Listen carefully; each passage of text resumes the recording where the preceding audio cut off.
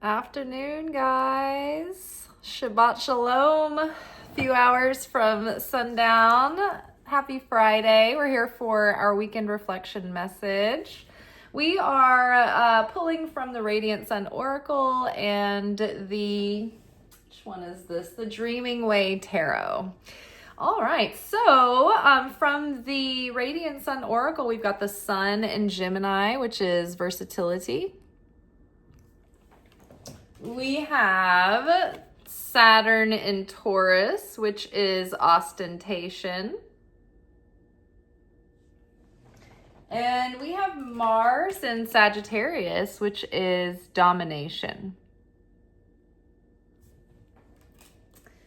Underneath versatility, we have Ace of Wands.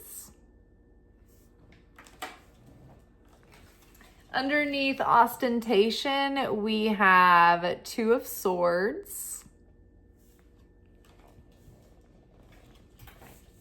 And underneath Mars in Sagittarius, we have Ten of Swords. All right. You guys may see that I voted in the primaries today. We are going to do something historical in Tennessee. They said that we could never flip this state blue. They said we would be a Republican supermajority forever.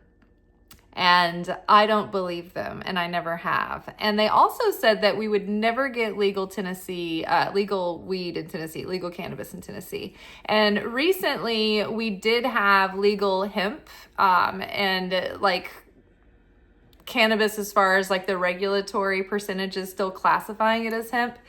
And that just got overturned because of alcohol lobbyists. But I have a feeling that it's going to go fully legal very, very soon. People always say these things will never happen. And I always tell them that they are going to be eating my words. So can't wait to see progress and positive change. All right. I'm going to let you guys listen to the audio. And then we will come back and unpack the cards. Wow, continuing seamlessly into our week-long journey, the message is clear. Life is offering us a potentially golden opportunity, maybe in many different areas, but one will be most obvious. Based on our past experience, we feel skittish and indecisive, and chronic fear has produced the bitter fruits of apathy and cynicism. The messages are clear. If we can break past this energetic block that is keeping us bound, then we are the only thing holding us back from achieving our aims.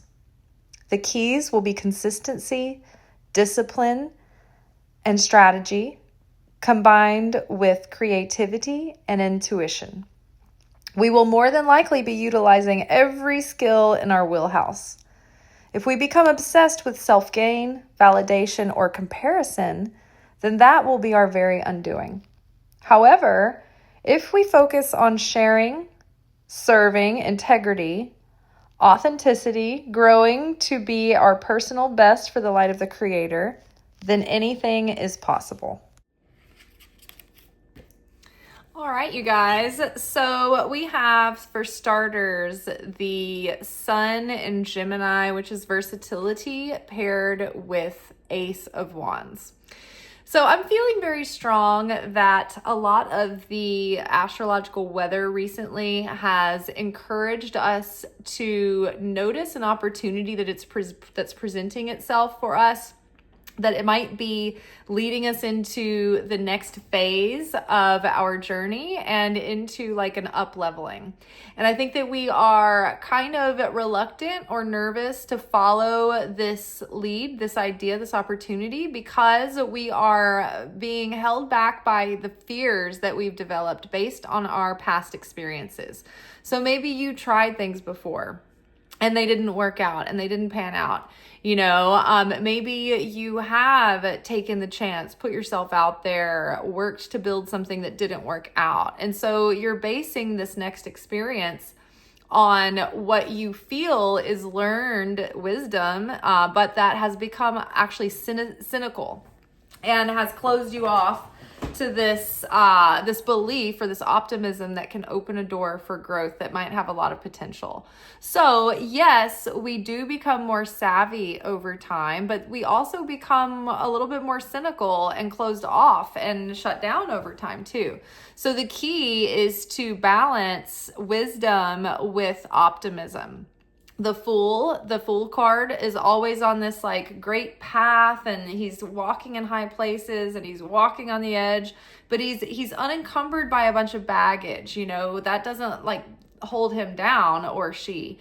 The fool, they are kind of have like a childlike optimism, and they believe that with all things that through Christ I can do all things who strengthens me, right? When we are an infant, we have to have this innocent trust that life will provide for us, that we will be taken care of, that God will take care of our needs.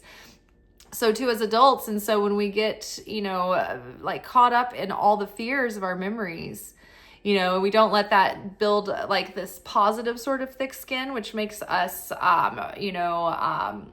hardy and rambunctious and plucky. We get beat down and sour and bitter. And so we need to overcome that by maintaining our flexibility. The thing about Geminis is that they love to follow their ideas. They're very adventurous. They're very curious, and they don't like to be pinned down. So I feel like there's something about this opportunity that's asking us to express a new idea that's exciting to us, that will also kind of provide us more freedom and flexibility, right? And the Ace of Wands reversed is speaking to that feeling of reluctance or apathy or fear, indecision, and the need to just overcome that fear that's holding us back, because it signals that there is potential here to be revealed. But right now, it's our own fears and reluctance and indecision that are keeping us in a stalemate and holding us back. So it can be causing like apathy. And so we need to, get passionate and light that fire. Saturn in Taurus, ostentation. This card talks about someone who can see true value and potential value and know how to develop that value. They recognize what will be popular with people and what people want and need. And they can be very successful if and only if they determine within themselves to put in consistent effort in for the long haul, right? Our Two of Swords here is speaking again to that indecision. We are we don't see, what crowns us is we have all this potential and all this resourcefulness and ability to yield a lot of value and recognize what can be of high value, but we feel indecisive, we feel reluctant due to, just like I was saying before, like impressions that were left on us because of how things worked out in the past, but really those were stepping stones that were building all the skills. Well, another thing about that, about the sun in Gemini, the versatility card, was that it talked about being a jack of all trades. And so I feel like this opportunity, this invitation is actually something that would utilize all of our skills put into one thing. My little secret interest and venture right now behind the scenes, it actually does incorporate every single one of my specific trade skills. And it is a wide variety of skills that spans a lot of different disciplines. And so all of those would be coming together to yield one sort of power position. But in my mind, I'm like, oh, well, I've tried these things before and they didn't really pan out, or I didn't, I let myself down or whatever. And so I can in real time recognize this message in myself and see, oh yes, play by play, all those thoughts are coming up. But I also feel that there is a glimmer of hope and something uplifting and expansive about this potential opportunity, right? So I'm willing to take the risk and accept failure if that's what is in store, but I'm going to do everything in my power to do this thing, because I believe that it can be a positive vessel for sharing. All right, and then domination and Ten of Swords. So this Ten of Swords can represent the end of a difficult situation, but being at the point of burnout and exhaustion, and like at the end of your rope, you can't go any further. And so I feel like there is a sense of this that's pushing us into this taking a leap of faith and a risk. That's like, oh, I'm so exhausted with my current state of affairs. I can't go any further. I'm willing to take a risk to hopefully promote change, to be a catalyst for change. But the thing is, I feel like if we approach this from a consciousness of, I have some way to be of service, I have something to share, I want to give, I want to add the light of the Creator into this world somehow through something that is going to utilize my skills and talents, and it can bring positivity to others, and focusing on the excitement and the positive aspects. But if we focus on and then also focusing on the way it's going to expand and grow our own personal vessel. But if we start getting obsessed over the consciousness of competition, dog eat dog world out there, dominate the competition, bottom line is everything, ROI, hustle culture, dominate it's not going to yield fruits. In fact, if we go in this with what's in it for me, I'm loving the glory of this validation, this is about all my success, blah, blah, blah, all of that, we let the ego get involved, and it will yield nothing but hubris, greed, arrogance, and fear. So we will be fearful and comparison, and we will be in judgment, and all of that is going to close down our vessel, and it will lead to the ultimate drying up and demise. So like the thing is, it's like anything, like say money or magic or technology on its own, it's a neutral tool, but how we wield it will determine the kind of fruit that we produce, right?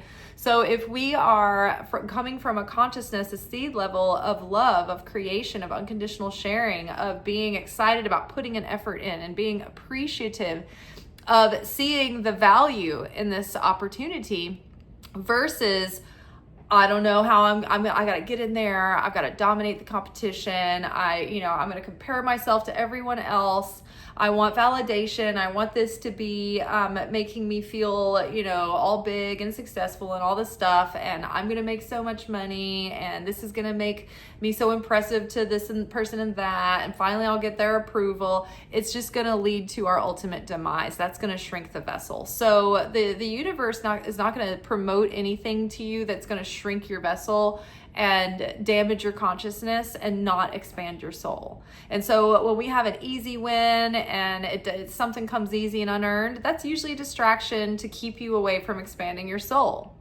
right? But when we have to work for something and make an effort, and we gain little by little, step by step progress, that's a sign that the universe is supporting us, and that the universe is letting us do this in a way where we're creating a solid foundation to build upon, and we are building a vessel that can hold the fulfillment that we're bringing in and sustain that. And when the manifestation comes into its fulfillment, we can sustain it for the long haul and maintain that appreciation, and it can be something that brings us greater fulfillment rather than something that ends up destroying us, right? Like think about people who rise to stardom very quickly, or people who like win the lottery and they don't have money management skills or like self-worth. Those people usually end up having more destruction as a result of that sudden success than they do like positive results from it, right? So the universe is being kind in that even though things have seemed hard, this has been the right way to do things. And this has been all in the good of the development and the revelation of the light of our soul in a sustainable way that is going to potentially yield long-term value, long-term fulfillment, rather than a meteoric rise and then a catastrophic fall. All right. that is all for today, you guys. I hope that you have a wonderful weekend. Allow yourself to rest starting at sundown tonight, Friday night, and going through tomorrow night, Saturday night at sundown. That is when you truly actually access the window in time known as Shabbat that can really replenish your soul and connect you to your highest, most fulfilled whole self. Just taking 24 hours off any other day does not yield the same results. And in addition to taking that time off and resting, you're doing it with the consciousness that you are honoring God, you're honoring the Creator, that you're surrendering and trusting that it's not all up to you, that yes, you need to take ultimate responsibility to show up and to give all you've got, but ultimately we know that the Creator is the one supplying the electricity and the power that is fueling our ability to do anything at all or making that thing successful. So we honor the Creator. We access the realm of miracles by doing that. And bonus points if you can get some challah loaf and some wine and some Shabbat candles, and you can download like the blessings for those things and actually begin your evening by blessing it through those methods and creating the space for that. That's what I do every week.